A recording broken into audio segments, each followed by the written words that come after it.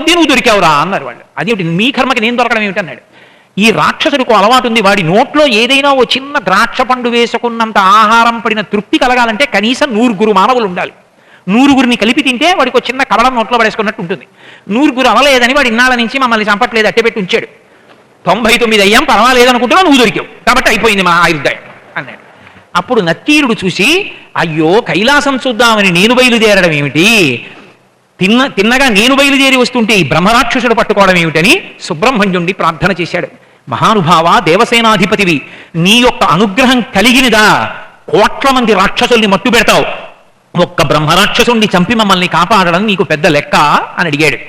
అడిగిన ఉత్తర క్షణంలో బ్రహ్మరాక్షసుణ్ణి సుబ్రహ్మణ్యుని యొక్క గొప్పతనం ఏమిటంటే పెద్ద వెలుగుల ముద్దలా కనపడతాడు, ఎప్పుడు కనపడ్డా. అందుకే ప్రాణోత్క్రమణ సమయంలోనూ కూడా వెలుగులాగే కనపడతాడు. సుబ్రహ్మణ్య భుజంగంలోనే శంకర భగవత్పాదులు ఆయన యొక్క వెలుగుల ముద్ద ఎలా ఉంటుందో వర్ణిస్తారు. కాబట్టి ఆ వెలుతురు రూపంలో వచ్చి అక్కడ ఉన్న రాక్షసుణ్ణి సంహరించాడు. సంహరించగానే ఈ నత్తీరుడు ఆయన కాళ్ళ మీద పడి స్తోత్రం చేశాడు. చేస్తే ఆయన అన్నాడు, ఎందుకురా నీకు కుష్ఠవ్యాధి వచ్చింది, కాళ్ళు ఊడిపోయాయి, చేతులు ఊడిపోయాయి, అసలు ఇక్కడికి ఎందుకు వచ్చావు నువ్వు ఏ దేశవాసివి అన్నాడు. శ్రీకాళహస్తిలో ఉంటానండి, మీ నాన్నగారు చెప్పించారు ఇలా వచ్చానన్నాడు. ఏమని చెప్పించారని అడిగాడు. కైలాస పర్వతాన్ని చూడమన్నారండి అందుకు వచ్చానన్నాడు. నీకు అంతే అర్థమైందిరా మా నాన్నగారంటే, కుష్ఠరోగం వచ్చిన వాడిని కైలాస పర్వతం చూడమంటారా మా నాన్నగారు? కుష్ఠరోగం వచ్చిన వాడు ఎలా నడిచి పెడతాడు? అంత కఠినుడు కాడురా మా తండ్రి. కైలాసంబనే కాని ఉత్తర దిశా కైలాసముంచు అంచాడడు ఆ కాలగ్రీవుడు. కైలాసము అన్నాడు కానీ ఉత్తర దిక్కున ఉన్న కైలాస పర్వతాన్ని చూడమని మా నాన్నగారు చెప్పలేదు. దక్షిణ కైలాసముం చూచినం చాలునం కుష్టము మారునంచు మదిలో చర్చించి ఆ పర్వతం బాలోకింపగా ఆశ్రమంబకు ఉపాయంబాత్మ చింతించుచున్ అన్నారు. ఒరే మా నాన్నగారు కైలాసం చూడమంటే దాని అర్థం ఏమిటో తెలుసా? రాజ్యసభలోంచి బయటికి వెళ్ళి కాళహస్తి దేవాలయం ముందు నించుని దక్షిణ కైలాసం కనుక కాళహస్తి దేవాలయం యొక్క శిఖరం చూడరా అని చెప్పారు. అది మానేసి ఉత్తర దిక్కుకు ప్రయాణం మొదలెట్టావు. మా నాన్నగారు అంత కఠినుడిగా కనపడుతున్నాడరా నీకు? మహానుభావుడు ఆయన ఇటువంటి మాటలు చెప్పడరా, నీకు అర్థం కాలేదన్నాడు. అక్కర్లేని ప్రయాణం చేసి ఇంత దూరం వచ్చేసానండి, మళ్ళీ డౌన్ జర్నీ ఎలా, మళ్ళీ ఇంత దూరం శ్రీకాళహస్తి ఎలా పెడతాను ఈడ్చుకుంటూ కాళ్ళు, కుష్ఠరోగం వచ్చేసింది అన్నాడు. మహాదయాళువు సుబ్రహ్మణ్యుడు. అక్కడ ఒక సరోవరాన్ని చూపించి నీ కుష్ఠరోగం మానిపోవాలని సంకల్పం చేసి అందులో స్నానం చెయ్యి అన్నాడు. వెంటనే అందులో స్నానం చేశాడు. స్నానం చెయ్యగానే శ్రీకాళహస్తిలో ఉన్నాడు. శ్రీకాళహస్తిలో ఉండి శ్రీకాళహస్తి శిఖర దర్శనం చేయగానే పరమశివుడు ప్రత్యక్షం అయ్యాడు. అప్పుడు పరమశివుడు మీద స్తోత్రం చేశాడు. అందుకే ఇప్పటికీ మీరు శ్రీకాళహస్తి క్షేత్రంలోకి వెడితే కొన్ని నియమాలు ఉంటాయి. ఎక్కడా లేని నియమాలు శ్రీకాళహస్తికి. మొదటి గడప దాటిన తర్వాత మళ్ళీ కంచు గడప ఉంటుంది, 2 గడపలు ఉంటాయి. మొదటి గడప దాటగానే రోమశ మహర్షి దూర్జటి వీళ్ళిద్దరి యొక్క సమాధులు దాని కింద ఉన్నాయి. వాళ్ళు మొదటి గడప దగ్గర ఉండాలని కోరుకున్నారు శరీరాలు. అందుకే మొదటి గడప దాటితే రోమశ మహర్షి దూర్జటిది సమాధులు. అందుకని మళ్ళీ ఇంకొక గడప దాటాలి. 2వ గడప దాటి లోపలికి వెళ్ళి ప్రదక్షిణ పురస్సరంగా ఎడం పక్కకి తిరగగానే విఘ్నేశ్వరుడు ఉంటాడు. ఆ విఘ్నేశ్వరుడి దగ్గర నరమృగం ఉంటుంది. ఆ నరమృగాన్ని ముట్టుకున్న వాళ్ళు తప్ప శ్రీకాళహస్తి క్షేత్రంలోకి వెళ్ళి దర్శనం చేయకూడదు. శ్రీకాళహస్తి దర్శనం చేయడానికి కావలసినంత శౌచాన్ని సంపాదించడం అంత తేలిక కాదు. అందుకని నరమృగాన్ని ముట్టుకుంటారు. ఒక్కసారి ముట్టుకుని విఘ్నేశ్వరుడికి నమస్కారం చేసి వెళ్ళగానే మొదట ఎవరు కనపడతారో తెలుసా? సుబ్రహ్మణ్యుడు. మీకు ఏ దేవాలయంలో లేని పేరుతో ఉంటాడు అక్కడ. చెంగల్వరాయని సన్నిధి అని ఉంటుంది. కారణం ఏమిటో తెలుసా? సుబ్రహ్మణ్యేశ్వర స్వామి వారి యొక్క అనుగ్రహము విశేషంగా ప్రకటన అవ్వడానికి 3 సాధనములు చెప్తారు పెద్దలు. ఒకటి, మంచి తేనె పట్ల నుంచి సమీకరించినటువంటి పుప్పుడితో కూడినటువంటి తేనె. ఆ తేనెతో ఆయనకి అభిషేకం చేసిన, విభూతితో అభిషేకం చేసిన, చెంగల్వ పూలదండ సుబ్రహ్మణ్యుడికి అలంకారం చేసిన ఆయన విశేషమైనటువంటి అనుగ్రహాన్ని ప్రసరిస్తాడు. చాలా మంది ఆయనకు అవి ఇష్టమండి అంటారు. ఆయనకి ఇష్టమండి అంటే ఇష్టం లేనివి కొన్ని ఉన్నాయని అర్థం. అప్పుడు 2 ఉన్నవాడు, ద్వంద్వాలు ఉన్నవాడు పరమేశ్వరుడు ఎందుకు అవుతాడు? కాదు. ఇప్పుడు విద్యుత్ ఉందనుకోండి, ఓ రాగి తీగలోంచి వెడుతుంది, ఆ కొయ్య మీద ఉందనుకోండి వెళ్ళదు. సుబ్రహ్మణ్య మూర్తికి తగిలినప్పుడు ఆ అనుగ్రహాన్ని వెంటనే పుచ్చుకోగలిగిన పదార్థాలు ఈ 3: తేనె, విభూతి, చెంగల్వ పువ్వు. ఇందులో తేనెని లోపలికి తీర్థంగా పుచ్చుకున్నా, విభూతిని లలాటమనందు అలంకారం చేసుకుని కొద్దిగా నోట్లో వేసుకున్నా, ఈ రెండిటితో పాటుగా చెంగల్వ పువ్వుని ఆయనకి సమర్పించి నిర్మాల్యంగా తల మీద ధరించిన ఆ వస్తువులు సుబ్రహ్మణ్య తేజస్సుని గ్రహిస్తాయి. అందుకే మనకి దక్షిణ దేశంలో శ్రీకాళహస్తి ఒక్క క్షేత్రంలోనే చెంగల్వరాయ సన్నిధి అన్న పేరుతో ఉంటాడు. ఎదురుగుండా ఉన్నటువంటి బావి సరస్వతీ తీర్థం. అందుకే ఎక్కడా ఉండదు శ్రీకాళహస్తిలో సరస్వతీ తీర్థం, సుబ్రహ్మణ్యుడు ఎదురుగుండానే ఉంటుంది. కారణం ఏమిటంటే నత్తీరుడికి కూడా అంత కవిత్వ సామర్థ్యం ఎక్కడి నుంచి వచ్చింది అంటే సుబ్రహ్మణ్యానుగ్రహంగానే వచ్చింది. అందుకనే తర్వాత శివుడి మీద అంత స్తోత్రం చేసి శివుడి అందు లయమైపోయాడు. ఆ ఎదురుగుండా ఉన్న నూతిలో ఉన్నటువంటి నీటిని తాగి పుట్టు మూగవారు, నోట మాట సరిగ్గా రాని వాళ్ళు, సరస్వతీ కటాక్షం లేని వాళ్ళు ఆ నీటిని తాగిన కారణం చేత మళ్ళీ మాట సరిగ్గా వచ్చిన వాళ్ళు, మంచి సరస్వతీ కటాక్షాన్ని పొంది చదివిలో వృద్ధిలోకి వచ్చినటువంటి వాళ్ళు ఎందరో ఉన్నారు. నేను అబద్ధం చెప్పాననుకుంటే మీరు శ్రీకాళహస్తి వెళ్ళినప్పుడు ఆస్థాన పండితులను అడగండి. ఎదురుగుండా ఉన్నటువంటి నూతిలో ఉన్న నీటిని తోడి ప్రత్యేకం తీర్థంగా ఇస్తారయ్యా, తీసుకోండి అని. అది సరస్వతీ తీర్థం. ఎక్కడెక్కడ సుబ్రహ్మణ్యుడున్నా అక్కడక్కడ సుబ్రహ్మణ్యుడు విశేషంగా అనుగ్రహిస్తూ ఉంటాడు సరస్వతీ కటాక్షాన్ని. ఆపదల నుంచి గట్టెక్కించడంలో ఆయనకాయనే సాటి. ఆయన యందు భక్తి కలిగిన ఉన్నవాడు ప్రమాదమునకు వశము కావడాన్ని ఆయన అంగీకరించాడు. ఆయన విభూతికి అంత శక్తి. శంకరాచార్యుల వారు సుబ్రహ్మణ్య భుజంగం చేస్తూ ఒక చోట చెప్తారు. అందులో ఆయన ఆ శ్లోకాన్ని వర్ణిస్తూ ఓ మాట అంటారు. తిరుచెందూరులో ఉన్నటువంటి సుబ్రహ్మణ్యుడికి ఒక్కడికే ఒక ప్రత్యేకమైనటువంటి లక్షణం. ఏమిటి అది అంటే కుష్ఠక్షయ. అది కుష్ఠక్షయ క్షయార్ష ప్రమీహ జ్వరోన్మాది గుల్మాది రోగాన్మహాంత పిశాచాశ్చ సర్వే భవత్పత్రభూతి విలోక్య క్షణాత్తారకారేద్రవంతే అంటారు. ఆ తిరుచెందూరు క్షేత్రం ఒక్క క్షేత్రంలోనే ఒక ఆకులో పెట్టి ఇస్తారు విభూతి. ఇంకా మీకు భారతదేశం మొత్తం మీద ఆకులో తప్ప విభూతి ప్రసాదం ఇవ్వనటువంటి క్షేత్రం ఇంకోటి లేదు. ఒక్క తిరుచెందూరులోనే ఇస్తారు. అది కూడా ఏవో రకరకాల ఆకులు తెప్పించి ఆకులన్నీ అక్కడ పడేసి కనపడ్డ ప్రతి ఆకులోనూ విభూతి పెట్టి ఇవ్వరు. అది ప్రత్యేకంగా పనీర్ అంటారు ఆ చెట్టుని. ఆ చెట్టు ఆకులు మన కదంబ వృక్షాలు ఎలా ఉంటాయో అలా పెద్ద ఆకు ఉంటుంది. దానికి తెల్లటి పువ్వు పూస్తుంది, చిన్న పువ్వు పూస్తుంది. అది తెల్లవారుజామున వెళ్ళి ఆ చెట్టు కింద నిలబడితే చిన్న తీయటి వాసన వస్తుంది. సాయంకాలం అయ్యేటప్పటికీ 3 సందులకి విరజిమ్ముతుంది వాసన. మీరు పొరపాటున కన్నా పువ్వుని ఇలా వేలుతో ముట్టుకున్నారనుకోండి, అది సహించదు మనుష్య స్పర్శని. ఆ పువ్వు వెంటనే కింద పడిపోతుంది. ఇప్పటికీ మీరు ఆ చెట్టుని చూడాలంటే ఒకే ఒక్క చోట చూడొచ్చు. ఎక్కడ చూడొచ్చు అంటే కంచి కామకోటి క్షేత్రంలో కామాక్షి పరదేవత దేవాలయం లోపలికి వెళ్ళేటప్పుడు బయటికి వచ్చిన తర్వాత కుడి చేతి పక్కన కామకోటి వారి యాత్రి నివాస్ ఉంది. ఆ యాత్రి నివాస్లో ఆ పీఠం యొక్క శ్రీకార్యం చల్లా విశ్వనాథ శాస్త్రి గారు ఉన్నటువంటి మకాం వైపుకి నడుస్తుంటే ఎడం చేతి వైపు ఓ చెట్టు ఉంది. ఆ చెట్టే ఆ పనీరు. ప్రొద్దున్న పూట వెళ్ళి ఇలా పువ్వుని ముట్టుకున్నారనుకోండి, వెంటనే కింద పడిపోతుంది.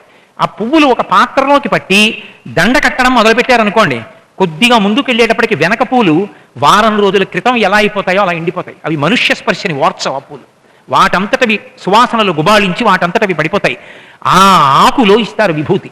తిరుచెందూరులో ఉండేటటువంటి విభూతికి ఉన్నటువంటి గొప్పతనం ఏమిటంటే ఆ ఆకులో ఉన్నటువంటి ఇచ్చినటువంటి ప్రసాదాన్ని ఇలా చేత్తో పట్టుకుంటే చాలు. మిగిలిన చోట్ల సుబ్రహ్మణ్య విభూతిని ధరించాలి, నోట్లో వేసుకుంటారు. కానీ ఒక్క తిరుచెందూరులో ఉన్నటువంటి ప్రసాదానికి ఉన్న గొప్పతనం ఏమిటంటే అపస్మార కుష్ఠక్షయ ప్రయార్ష. శంకరాచార్యుల వారు కొన్ని వ్యాధుల పేర్లు ఇచ్చారు. ఈ వ్యాధులు ఉన్నవాళ్ళెవరో వాళ్ళకి భోగమన్న మాట వాళ్ళకి ఉండదు, వాళ్ళ పక్కన ఉన్న వాళ్ళకి కూడా సుఖశాంతులు ఉండవు.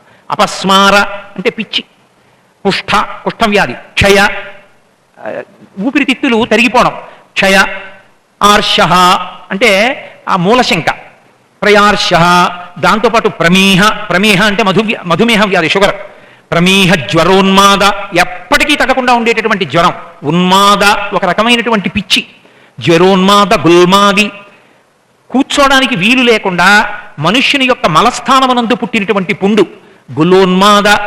అటువంటి భయంకరమైనటువంటి వ్యాధులు ఏ ఉన్నాయో అటువంటి వ్యాధులన్నీ కూడా, వాటితో పాటు పిశాచాశ్చ సర్వే భయంకరమైనటువంటి పిశాచములు కూడా భవత్పత్రభూతి. ఆ పనీరు ఆకులో వేసిన విభూతిని చేతిలో పెట్టుకుని ఇలా నిలబడితే చాలట. భవత్పత్రభూతి విలోక్య క్షణత్తారకారే ద్రవంతే. ఒక్క క్షణం ఇలా పట్టుకుంటే ద్రవంతే నశించిపోతాయని చెప్పారు. నేను మీతో ఒక యథార్థం మనవి చేస్తున్నాను. తిరుచెందూరులో సుబ్రహ్మణ్యానుగ్రహంగా ఆకులో ప్రసాదాన్ని తెచ్చుకుని ఆయన అనుగ్రహంతో కుదుటపడిన వాళ్ళు ఎందరో ఉన్నారు. శంకరాచార్యుల వారికి అక్కర్లేని విషయాలు చెప్పుకోవలసిన అగత్యం లేదు. అంత గొప్ప క్షేత్రం తిరుచెందూరు. అందుకే భుజంగంలోనే శంకర భగవత్పాదులు ఒక చోట అంటారు, యదా మానవామే తతస్తేత దైవ. వచ్చినటువంటి వాళ్ళందరికీ కూడా ఇదిగో ఈ సముద్రం ఎలా ఉందో అలా సంసార సముద్రంలో ఉన్నటువంటి మిమ్మల్ని అందరినీ తరింప చెయ్యడం కోసమని భవసింధు తీరే, ఈ సముద్రపు ఒడ్డునే నేను ఉన్నాను అని చెప్పి ఆయన పరమ శక్తివంతుడై తిరుచెందూరులో నిలబడి ఉన్నారు అని. ఆ విభూతికి అంత శక్తి. నిజంగా కూడా ఆయన అలాగే అనుగ్రహిస్తాడు అని నేను ఒకసారి ఈ శ్లోకం గురించి కంచికామకోటి పీఠాధిపతులు శంకర విజయేంద్ర సరస్వతి స్వామి వారిని అడిగాను. ఏమండి, సుబ్రహ్మణ్య భుజంగంలో ఈ శ్లోకం ఉంది కదా, అక్కడ వచ్చిన పండితులు మాట్లాడుతున్నప్పుడు ఇది చర్చకు వచ్చింది. వచ్చినప్పుడు ఈ శ్లోకానికి నిజంగా అంత ప్రతిపత్తి ఉన్నదా, తిరుచెందూరులో ఉన్న సుబ్రహ్మణ్యానుగ్రహం అంత గొప్పగానూ ఉంటుందా అని అడిగాను. అడిగితే ఆయన నాకు చెప్పడం మానేసి ఒక వృద్ధుడైనటువంటి పండితుడు అకస్మాత్తుగా అప్పుడే వచ్చారు. ఆయన్ని పిలిపించారు. మీరు కోటేశ్వరరావు గారితో మనకి ఒక 20 ఏళ్ల క్రితం జరిగినటువంటి అనుభవం చెప్పండి అన్నారు. ఆయన నాతో ఒక అనుభవం చెప్పారు. అది తిరుపతి దేవస్థానం కార్యనిర్వహణాధికారి గారికి కూడా తెలుసు అని చెప్పారు నాతో మాట్లాడుతున్నప్పుడు. ఒకానొకప్పుడు మహాస్వామి వారు నగరి పక్క నుంచి వెళ్ళిపోతుంటే ఒక కొండ మీద ఒక శివలింగం ఉంది అని ధ్యానంలో ఆయనకి తెలిసిందిట. ఆయన వెళ్ళి దర్శనం చేసుకొచ్చారు. తర్వాత 10 ఏళ్లకి శంకర విజయేంద్ర సరస్వతి స్వామి వారు తన శిష్యులతో కలిసి దర్శనానికి వెళ్ళారు. ఆ కొండ మీదకి వెడదామని వాహనం ఎక్కారు. వాహనం ఎక్కితే దాని ఇరుసు విరిగిపోయింది. ఏ వాహనం ఎక్కినా ఇరుసు విరిగిపోయింది. ఈ కొండ మీదకి వాహనం మీద వెడితే అంగీకరించడు. మహాస్వామి నడిచి వెళ్ళేవారు, నేను నడిచి వెడతానని బయలుదేరారు. భయంకరమైన అరణ్యంట. అందులో దారి తప్పిపోయారు. వచ్చిన వాళ్ళు వెనక్కి ఉండిపోయారు. ఎవరు ఎటు వెళ్ళిపోతారో, ఏ మృగం బారిన పడతారోనని పీఠాధిపతికి ఛత్రం పడతారు కాబట్టి దాన్ని గొడుగుని భూమిలో పాతి పెట్టి దాని మీద అంటించారట కాగితం. నా వెనక రావద్దు, దర్శనం చేసుకోవడానికి నేను ఒక్కడనే వెడుతున్నాను అని. అరణ్యంలోంచి పుల్లలు కొట్టుకొస్తున్న వాళ్ళకి చెప్పారట, మీరు చెప్పండి ఎవరైనా నాగరికులు కనపడితే రావద్దని చెప్పండి అని. ఆయనతో పాటు ఇంకొక వృద్ధ పండితుడు బయలుదేరారు. ఇద్దరూ కలిసి అరణ్యంలోంచి వెళ్ళిపోతున్నారు. కొంత దూరం వెళ్ళిన తర్వాత అసలు ఎటు వెళ్ళాలి, ఆ పర్వతం ఎటుంది, ఎలా వెడతామని నిలబడిపోయారు. ఓ చిన్న పిల్లవాడు ఎవరో విభూతి రేఖలు పెట్టుకుని బొట్టు పెట్టుకుని వెలిగిపోతున్న పిల్లవాడు అరణ్యంలో పరిగెత్తుకుంటూ వచ్చాట. వచ్చి మీరు కామకోటి నుంచి వస్తున్నారు కదా, నేను చూపిస్తాను రండి మీకు ఆ దేవాలయాన్ని అని చెప్పి తీసుకెళ్లి ఆ దేవాలయాన్ని చూపించేట. రాత్రి పడుకున్నారు. తెల్లవారుజామున 3-4 మధ్యలో లేచి చూస్తే ఆ దేవాలయంలో ఉన్న శివలింగాన్ని ఒక పెద్ద సర్పం చుట్టుకుని పడగ విప్పి దర్శనమిచ్చింది. అలాగే ఉంది ఆ సర్పం. వారు భయపడలేదు. సుబ్రహ్మణ్యుడే మనకి పిల్లవాడి రూపంలో వచ్చి అనుగ్రహించింది సుబ్రహ్మణ్యుడే, ఇప్పుడు ఈ చుట్టుకుని కనపడుతున్నవాడు సుబ్రహ్మణ్యుడే అని పరమ ప్రశాంత చిత్తులై వారు అక్కడి నుంచి బయలుదేరి కిందకు వస్తుంటే పెద్ద నదీ ప్రవాహం వచ్చి వారు వచ్చినటువంటి దారి మూసుకుపోయింది. దారి మూసుకుపోతే ఎటెళ్లాలో తెలియక బయలుదేరితే ఓ నల్ల కుక్క, ఒకటి పెద్ద కుక్క వచ్చి ఎదురుగుండా నిలబడిందిట. పీఠాధిపతులు ఎదురుగుండా కుక్క రాకూడదు కాబట్టి అంతేవాసులు రాళ్లతో కొట్టారు. అది లోపలికెళ్ళను, అడవిలోకి మళ్ళీ బయటికి రాను. కాసేపు ఆగి చూసి స్వామి అన్నారట, ఇది మనకేదో ఉపకారం చెయ్యాలనుకుంటోంది, వెళ్ళేటప్పుడు సుబ్రహ్మణ్యుడు చేశాడు, ఇప్పుడు కాలభైరవుడు చేయబోతున్నాడు, ఊరుకోండన్నారు. ఆ కుక్క 10 అడుగులు వెళ్ళను, కూర్చోను, వీళ్ళు ప్రయాణం చేయను, ఆ కుక్క మళ్ళీ 10 అడుగులు వెళ్ళను. కీకారుణ్యం. అటువంటి అరణ్యం నుంచి ఒక చెక్ డ్యామ్ దగ్గరికి తీసుకొచ్చి ఆ కుక్క వాళ్ళని వదిలిపెట్టింది. ఒరే కాలభైరవుడు రా మహానుభావుడు, నమస్కారం చేద్దాం, ఏమైనా సమర్పణం చేద్దామని చెప్పి చూశారట. ఆ కుక్క అంతర్ధానం అయిపోయింది. యథార్థంగా సుబ్రహ్మణ్యుడు కాలభైరవుడు మమ్మల్ని అనుగ్రహించి క్షేత్రదర్శనం చేయించారని నాతో స్వయంగా కామకోటి పీఠాధిపతులైనటువంటి శంకర విజయేంద్ర సరస్వతి స్వామి వారు చెప్పడం జరిగింది. సుబ్రహ్మణ్యానుగ్రహం అంటే సుబ్రహ్మణ్యానుగ్రహమే. కోటేశ్వరరావు, తిరుచెందూరు క్షేత్రం గురించి శంకర భగవత్పాదులు వ్రాసినటువంటి శ్లోకముల గురించి నీకు కించిత్ అనుమానం అక్కర్లేదు. భవత్పత్ర భూతి విలోక్య క్షణత్తార కార్యద్రవంతే. పరమ యథార్థమయ్యా. నీకు ఇంకొక మాట కూడా చెప్తున్నాను. మహాస్వామి వారు ఈ పీఠాధిపత్యం చేసిన రోజులలో వారికి సుబ్రహ్మణ్యుడంటే ఎనలేని ప్రీతి. ఎప్పుడూ వారిని సుబ్రహ్మణ్యుడు కాపాడుతుండేవారు. ఆయన పూర్వాశ్రమ నామం స్వామినాథన్. ఆయన యొక్క కులదైవం సుబ్రహ్మణ్యుడు, స్వామిమలైలో ఉన్నటువంటి సుబ్రహ్మణ్యుడు. గురు పౌర్ణమి నాడు వారు వేసినటువంటి మంటపం వేసినటువంటి వస్త్రాన్ని స్వామిమలై పంపిస్తారు. ఇప్పటికీ చంద్రశేఖరేంద్ర సరస్వతి స్వామి వారి యొక్క నక్షత్రంలో ప్రతి నెల స్వామిమలైలో ఉత్సవాలు చేస్తారు. అంతటి గొప్పవారయ్యా. సుబ్రహ్మణ్యుడే ఆయనని అనుగ్రహించి ఆయన చేత ఎన్నో గొప్ప పనులు చేయించారు అంటూ అనితర సాధ్యమైన ఒక పని చెప్పారు నాతో. వారికి గోవులంటే ప్రాణం. గోవధ జరుగుతోంది అంటే ఏదో గోవధ జరుగుతోంది అని చెప్పి చికాకు పడి కూర్చోవడం కాదు. గోవధ జరుగుతోంది అంటే గోవధ జరగకుండా ఉండడానికి ఎన్ని ప్రయత్నాలు చేయాలో అన్నీ చేశారు. ఇప్పటికీ వస్తారట ఆ కామకోటి మఠానికి. స్పెయిన్కి అప్పుడు యువరాణిగా ఉండేవారు ఐరిణి అని ఒక ఆవిడ ఆశ్రమానికి వచ్చినప్పుడు ఒకసారి మహాస్వామి గారు ఉన్న రోజులు బాధపడుతూ వచ్చారట. ఏమని అడిగారట. అడిగితే మా ఊళ్ళో పాలు ఎక్కువైపోయాయండి, ఆవులకి అనవసరంగా ఆహారం పెట్టడం ఎందుకు, పాలు ఎక్కువైపోయాయని కొన్ని ఆవుల్ని చంపేస్తున్నారు, మీరు చెప్పిన విషయాలు విని నాకు ఆ గోవధని తట్టుకోలేకపోతున్నాను, ఏం చేయమంటారని అడిగారు. నువ్వు యువరాణివి కనుక నీ అధికారాన్ని ఉపయోగించి విమానాల్లో కొన్ని గోవుల్ని ఆ భారతదేశం పంపించమన్నారు.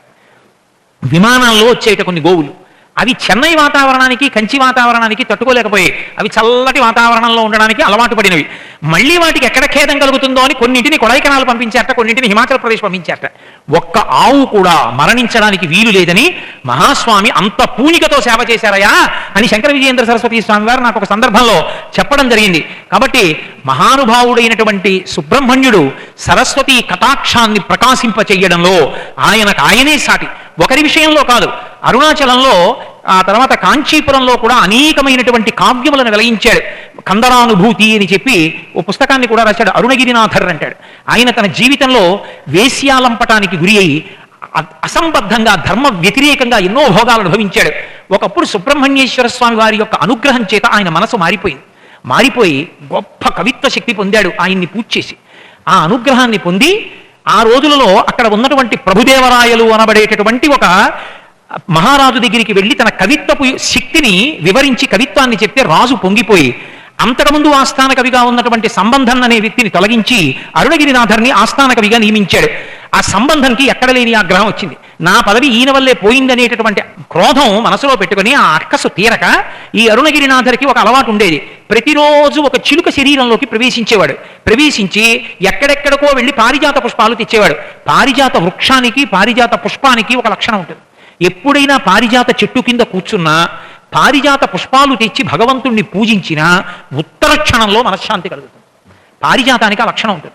జంగారెడ్డిగూడెంలో ఒక వెంకటేశ్వర స్వామి దేవస్థానం ఉంది. కొండంతా పారిజాత వృక్షాలే. నేను ఎక్కడ చూడలేదు అలా. మొత్తం కొండంతా పారిజాత వృక్షాలే. తెల్లవారేటప్పటికీ పారిజాత పువ్వులు పడిపోతాయి. పారిజాత తరుమూల వాసినం భవయామి పవమాన నందనం అని పారిజాత వృక్షం కింద హనుమ కూర్చుంటారు. ఆ పారిజాత పుష్పాలు తీసుకొచ్చి సుబ్రహ్మణ్యుడిని పూజించేవాడు అరుణగిరినాథర్. పరకాయ ప్రవేశం చేసి చిలుక రూపంలో వెళ్ళేవాడు. ఇది గమనించి ఒక రోజున అరుణగిరినాథర్ తన శరీరాన్ని విడిచిపెట్టి చిలుక రూపంలో వెళ్ళడం చూశాడు సంబంధం. చూసి అరుణగిరినాథర్ శరీరాన్ని తగలబెట్టేశాడు. ఆయనకి మళ్ళీ వస్తే శరీరం లేదు. చిలుక రూపంలో ఇప్పటికీ కూడా ఆయన ఆ కిలి గోపురం అంటారు, వల్లాల గోపురం అనే ఆ గోపురంలో కూర్చుని సుబ్రహ్మణ్యేశ్వర స్వామి వారి ఎదురుగుండా పాటలు పాడుతూ ఉంటాడు. చిలుక రూపంలో పాటలు పాడతారని ఆ గోపురానికి కిలి గోపురం అని పేరు. ఇప్పటికీ అక్కడ ఎదురుగుండా ఉన్నటువంటి సుబ్రహ్మణ్యేశ్వరుడి దేవాలయంలో ఉన్నటువంటి స్తంభంలోంచే రాజుగారు సుబ్రహ్మణ్య దర్శనం చేస్తాను నాకు చేయించమని అడిగితే ఈ అరుణగిరినాథర్ ప్రార్థన చేసినంత మాత్రం చేత సుబ్రహ్మణ్యుడు బయటికి వచ్చాడు సాకార రూపంగా. వచ్చేటప్పటిక వెలుతురు రూపం అలా ఉంటుంది, 2 కళ్ళు పోయి. చెప్పాడు అరుణగిరినాథర్, నువ్వు దర్శనం చేయలేవు, శక్తి సరిపోదని. అయినా వీల్లేదు, నాకు కళ్ళు పోయినా సరే చూస్తానన్నాడు. సుబ్రహ్మణ్య దర్శనానికి 2 నేత్రాలు పోయి. అప్పుడు అరుణగిరినాథర్ మళ్ళీ ప్రార్థన చేశాడు. చేస్తే మళ్ళీ కళ్ళు వచ్చాయి రాజుకి. ఆయన చేసినటువంటి గ్రంథాలు కందరానుభూతి, తిరుప్పగల్ ఇటువంటివి ద్రవిడ దేశంలో ఎనలేని ప్రఖ్యాతి వహించాయి. అరుణగిరినాథర్కి అంత కవిత్వాన్ని ఇచ్చినటువంటి వాడు సుబ్రహ్మణ్యుడే. అసలు ఇవన్నీ ఒకెత్తైతే కాత్యాయన మహర్షి విషయంలో సుబ్రహ్మణ్యేశ్వర స్వామి వారి యొక్క అనుగ్రహం గురించి ఇప్పటికీ కూడా పెద్దలైన వారందరూ 1000 నోళ్లతో శ్లాఘిస్తారు. అసలు ఆ కథని స్మరించడమే చాలు. కుమారస్వామి వారి యొక్క చరిత్రగా ఆ కథని ఒక్కసారి వినడం చాలు, అంత శక్తివంతం. కాత్యాయన మహర్షి అని వరరుచి అని 2 పేర్లు. ఆయన ఒకప్పుడు పరమశివుని యొక్క కింకరుడు కైలాస పర్వతం మీద.